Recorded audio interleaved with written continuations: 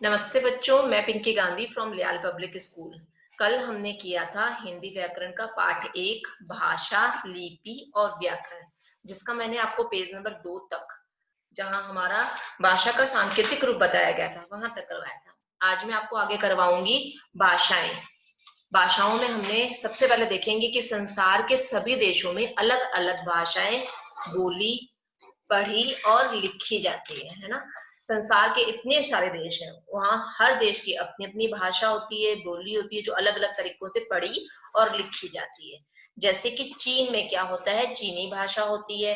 रूस में रूसी और इंग्लैंड में अंग्रेजी, फ्रांस में फ्रांसीसी, जापान में जापानी और भारत में कौन सी भाषा है, हिंदी। ऐसे बहुत सारे देश हैं जिनकी अपनी अपनी भाषाएं हैं, जो अलग अलग तरीकों से बोली, पढ़ी और लिखी जाती है। अंग्रेजी भाषा को अंतरराष्ट्रीय भाषा माना जाता है। क्यों माना जाता है? क्योंकि यह लगभग पूरे विश्व में बोली, पढ़ी और लिखी जाती है। लगभग हर देश को अंग्रेजी भाषा आती ही है, इसीलिए अंग्रेजी को अंतरराष्ट्रीय भाषा बना दिया गया है। भारत अनेक प्रांतों का देश है, बहुत सारे प्रांत हैं इसके अंदर। भारत के सभी प्रांतों में अलग अलग भाषाओं का चलन है। यहाँ पर हर प्रांत की अपनी भाषा है।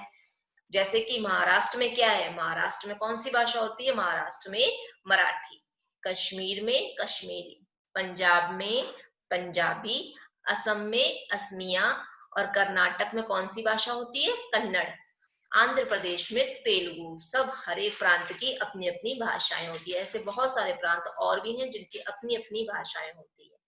हिंदी भारत की राष्ट्रीय भाषा है। भारत की राष्ट्रीय भाषा कौन सी है, हिंदी। हिंदी भाषा के सम्मान में प्रतिवर्ष 14 सितंबर को हिंदी दिवस मनाया जाता है।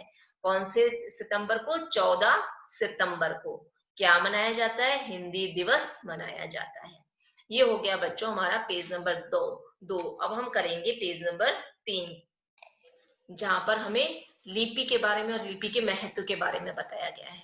आइए अब हम लिपि को यहाँ पर समझते हैं। हम देखते हैं कि पुस्तकों और पत्र पत्रिकाओं में भाषा का लिखित रूप ही प्रयोग किया जाता है। क्या देखते हैं हमारी किताबों में, पत्र पत्रिकाओं में, यानी कि न्यूज़पेपर वगैरह में भाषा का कौन सा रूप होता है, लिखित रूप होता है।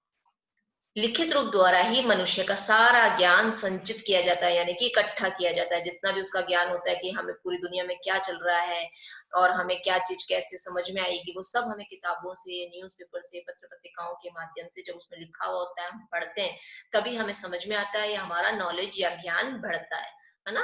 भाषा को लिखित रूप देने के लिए जिन चिन्हों का प्रयोग किया जाता है, चिन्ह क्या होता है, उसको लिखने का जो तरीका होता है ना, उसको चिन्ह कहते हैं। कि कौन सा शब्द लिखना चाहिए, कौन सी मात्राएं लगानी चाहिए, जो चिन्ह होते हैं उसी का प्रयोग किया जाता है, जिससे हम क्या कहते हैं, लिपि कहते हैं।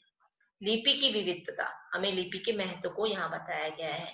हर भाषा की अपनी लिपि होती है। कि कौन सी भाषा को किस ढंग से लिखा जाएगा, वो क्या बताती है, हमें लिपि बताती है, जिसके द्वारा उस भाषा को हम बोलने वाले लोग लिखकर अपने भाव या विचार प्रकट करते हैं। जिसके द्वारा हम क्या होते हैं, हमें पता चलता है कि इस भाषा को इस ढंग से लिखना चाहिए, और तब हम अपने भावों को, विचारों को प्रकट करते हैं।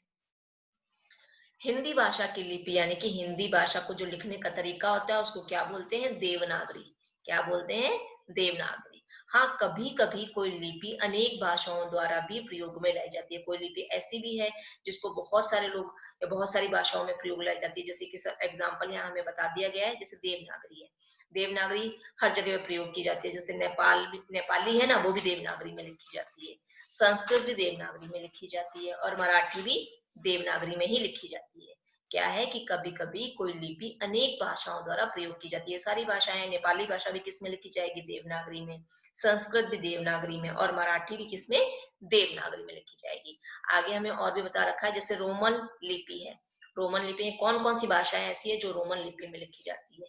जैसे अंग्रेजी है, तो अंग्रेजी को हम जिस लिपि में लिखेंगे वो रोमन है।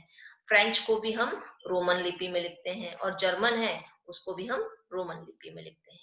आगे हमें ऐसे ही और बता रखा है कि फारसी लिपि कहाँ कहाँ प्रयोग की जाती है।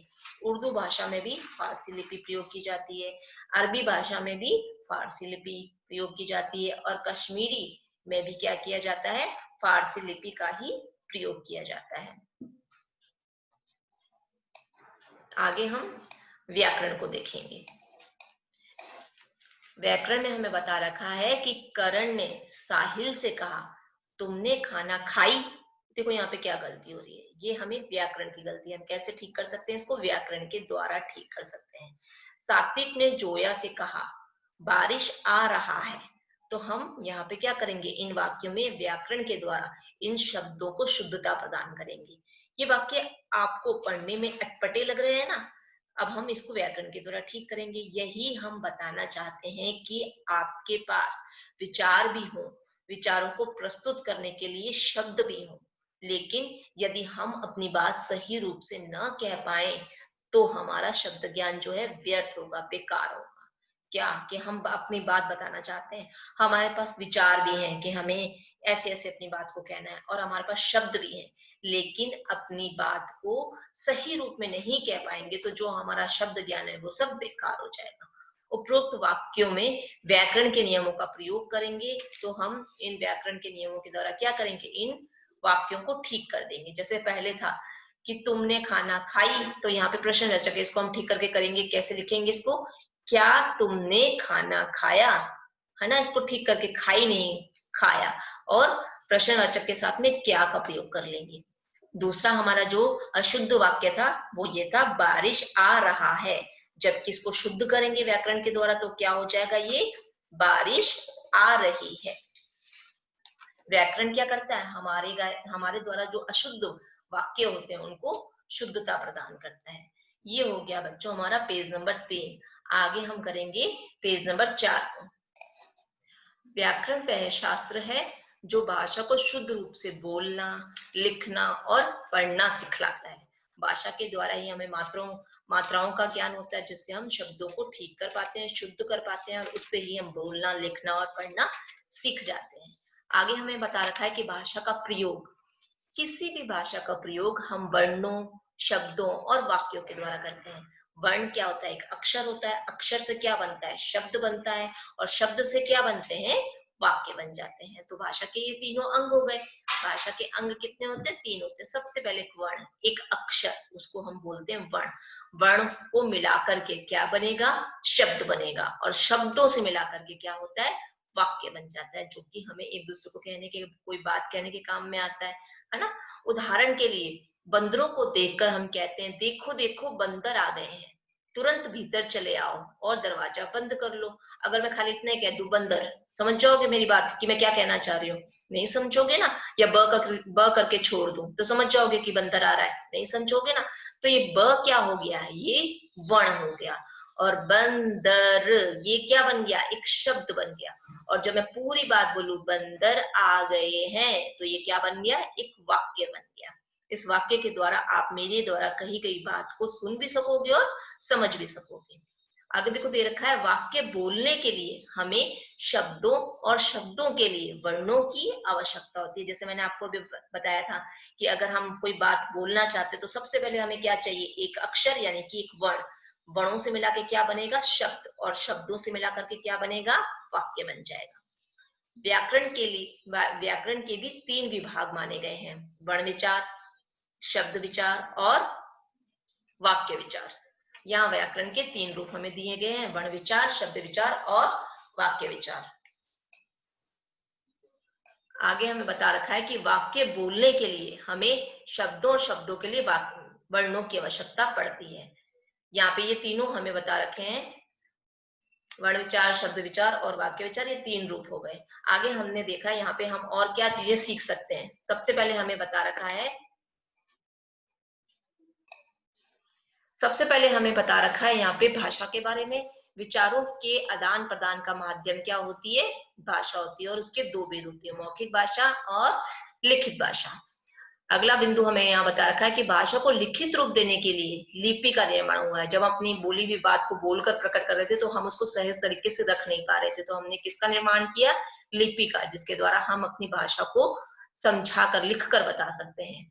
आगे तीसरा पॉइंट हमें देखा है यहाँ पर, मौखिक विचारों या भावों को लिखकर प्रकट करने के लिए चिन्ह क्या कहलाते हैं, लिपि कहलाते हैं। हमें अपने विचारों को, भावों को लिखने का जो तरीका मिल गया, कि हमें मात्राएं मिल गई, शब्द मिल गए, अक्षर मिल गए, तो हमने क्या किया, उसको लिखने का तरीका ढूंढ लिया, जिसको क्या कहते हैं, लिपि कहते हैं।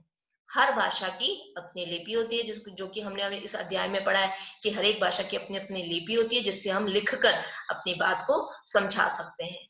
व्याकरण क्या करता है? भाषा को शुद्धता प्रदान करता है कि अगर हमसे कोई मात्राओं की मिस्टेक हुई है, कोई गलती हुई है, तो हम किसके द्वारा सुधार सकते हैं? व्याकरण के माध्यम से सुधार सकते हैं।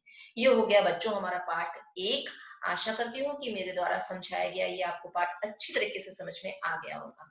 कल हम इसके अभ्यास प्रश्न को करेंगे। आज की मेरी कक्षा यहीं समाप्त होती है। धन्यवाद।